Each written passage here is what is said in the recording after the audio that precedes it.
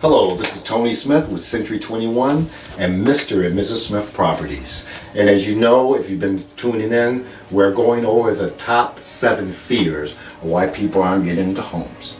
We are on subject number 2, okay? The second top reason.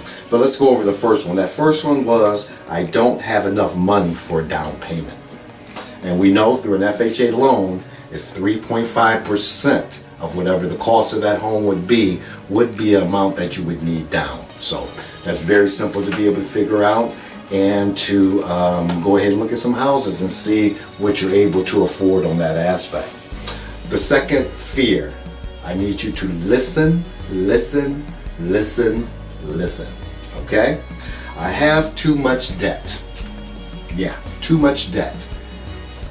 Cars, things, and food usually cause us to have too much debt and too soon. What we do, we tend to begin to build up debt and not build up any investment. What do I mean by that? A car. We tend to want to buy something that we like and something that the dealership would allow us to get.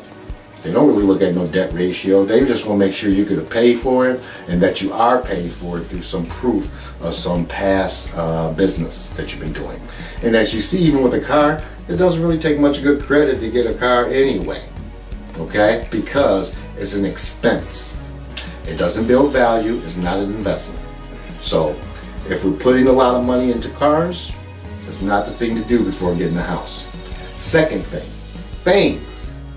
What are things? Things you usually get with credit cards.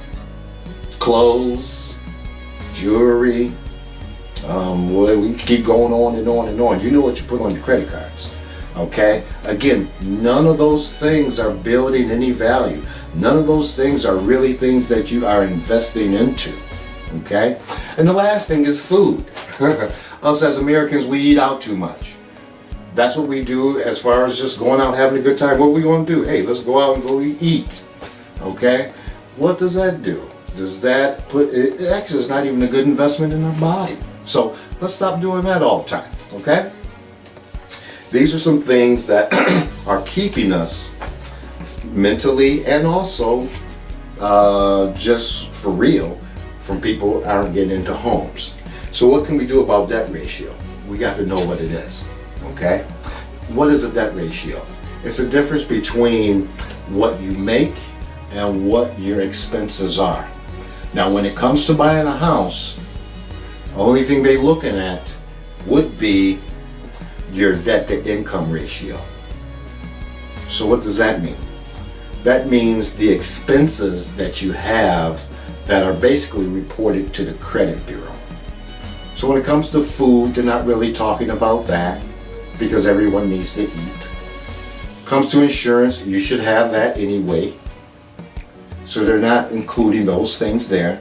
What they are including in your debt ratio would be like your housing expense, would be like your credit cards, student loan. Student loan is another big debt that we tend to get into because it's a good thing to get an education, but we do have to finish. And it is money that you're getting from the student loan that needs to be paid back. So I know a lot of people have them in deferment or whatever else you call it, but these are things, again, that are keeping us from getting into a home, okay? Debt. When we're looking at a mortgage, they will want your total debt expenses to be no more than 45%, okay, on governmental products. When we're looking at conventional loans, it's more in the neighborhood of 36% is where they would want you to be as far as debt to income ratios, okay? So, a little test or a little homework you could do for yourself right now is see exactly what your debt to ratio income is now with your rental that you're paying right now, okay? That's going to let you know exactly where you lie, and then you can see by going up to 42% exactly what you're able to afford. You'll also be able to see possibly what you may need to pay off or pay down to be able to get into that position. But information is power, and knowledge is all God. Thank you, Jesus. Gotcha.